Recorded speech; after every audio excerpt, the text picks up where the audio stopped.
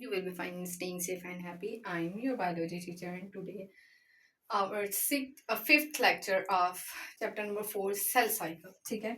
आज इस लेक्चर में जो हमारा टॉपिक है वो है फेजेस ऑफ माइटोसिस. अब स्टूडेंट्स आ गए हैं हम लॉन्ग क्वेश्चन पे और अब आप लोगों ने इसका कॉन्सेप्ट बहुत अच्छे तरीके से समझना है. सबसे पहले इसका इंट्रो देख लेते हैं. जर्मन बायोलॉजिस्ट वॉल्टर फ्लेमिंग, अच्छा वो बंदा था जिसने डिस्कवर किए थे जितने भी इवेंट्स आ रहे हैं माइटोसिस में एटीज में. ठीक है. इस इंसान ने माइटोसिस की जितनी भी स्टेजेस हैं वो बताई थी. There are two phases of mitosis. Karyo है, साइटो है. ठीक है. तो आप लोगों को पता होना चाहिए कि जो कैरियो है सबसे पहले वही क्या करता है, डिवाइड होता है. ठीक है. पहले हमारा घर डिवाइड नहीं होता, घर के जो हमने इंटरनल हम डिवीजन्स करवाते हैं तो हमारा जो सेल है उसका जो न्यूक्लियस है सबसे पहले वो डिवाइड होता है. ठीक है. और उसके बाद फिर हम लास्ट पे पढ़ेंगे कि पूरा का पूरा सेल डिवाइड हो चुका है. ठीक है. तो यहाँ पे अब हम फेजेस ऑफ माइटोसिस को स्टार्ट कर लेते हैं. ठीक है. बुक को फिलहाल छोड़ दें और बुक से वर्ड टू वर्ड नहीं याद करें. पहले आप लोग समझें कि कैरियोकाइनेसिस में न्यूक्लियस की डिवीजन है. अब हम आ जाते हैं जरा. आप लोग ना डायग्राम के थ्रू इसको जितना स्टडी करेंगे स्टूडेंट्स ये उतना आप लोगों के लिए इजी होगा. ठीक है. इस तरह आप लोगों को डायग्राम भी बनाना आ जाएंगी और आप लोगों का कॉन्सेप्ट भी क्लियर हो जाएगा. अच्छा, सबसे पहले हमारे पास एक सेल मौजूद होता है. ठीक है. फेजेस ऑफ माइटोसिस में पहले इनके नाम लिख लेते हैं. हमारे पास क्या है जी, प्रोफेज सबसे पहली स्टेज ही है प्रोफेज. उसके बाद है जी मेटाफेज. ठीक है. मेटाफेज के बाद है जी हमारे पास एनाफेज और एनाफेज के बाद हमारे पास है जी टेलोफेज. ठीक है.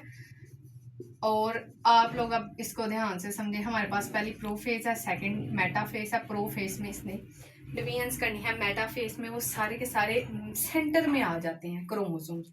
एनाफेज में इनकी पुलिंग होगी. ठीक है. ये आप लोगों ने याद रखी है, पुलिंग है. यहाँ पे वो सेंटर में आ जाएंगे सब. और टेलोफेज में हमारी दोनों सेल्स यानी कि आगे से क्या बन जाएंगी, डॉटर सेल्स बन जाएंगे. ठीक है. तो ये आप लोगों को थोड़ा बहुत कॉन्सेप्ट ऑलरेडी होना चाहिए था यहाँ पे जिससे आप लोगों को क्लियर हो जाए कि प्रोफेज, मेटाफेज, एनाफेज और टेलोफेज हमारे पास क्या है. ठीक है. तो सबसे पहले हम सेल के बारे में यहाँ पे स्टडी करते हैं. क्रोमाटिन एक वर्ड पहली लाइन में लिखा हुआ है, द थ्रेड लाइक स्ट्रक्चर. ठीक है.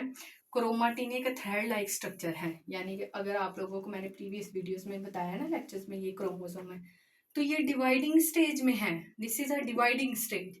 अनडिवाइडिंग जो स्टेज होती है जिसमें अभी वो इस तरीके का होता है, थ्रेड लाइक स्ट्रक्चर. जब वो उसको कॉइल एंड कॉइल करता है, कंडेंस होता है तो अंडर माइक्रोस्कोप देखा जाए तो वो इस स्टेज में आ जाता है. तो हम देखते हैं हमारे पास एक सेल मौजूद है और हम वही चीजें बनाएंगे जिसकी जरूरत है फिलहाल के लिए. सेंट्रोसोम आप लोग चैप्टर 3 में पढ़ेंगे. सेंट्रोसोम आप लोगों ने पढ़ा होगा, ये ऑर्गेनेली होती है. इसके अलावा हमारे पास यहाँ पे न्यूक्लियस है और न्यूक्लियस के अंदर स्टूडेंट्स हमारे पास इस तरीके का जो है मौजूद है मटेरियल, थ्रेड लाइक. और एक हमारे पास स्टूडेंट होता है ये क्रोमाटिन है.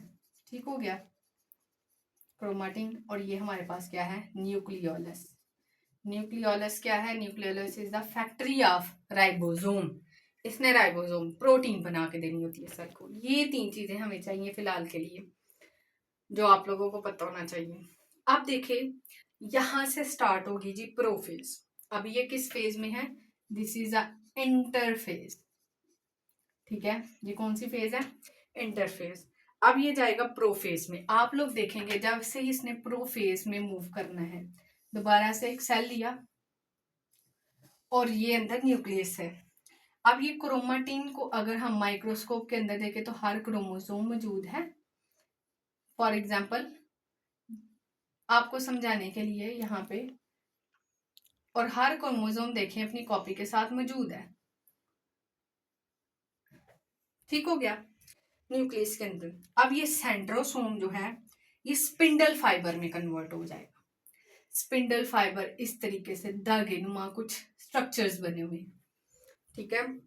और प्रोफेज में ये जो धागे नुमा शक्ल है, centrosome of cell duplicate.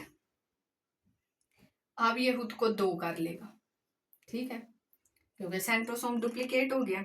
The two centromere वैसे तो इस स्टेज में भी था, तो ये प्रोफेज में ऑपोजिट पोल की तरफ इस तरीके से मूव कर जाएगा।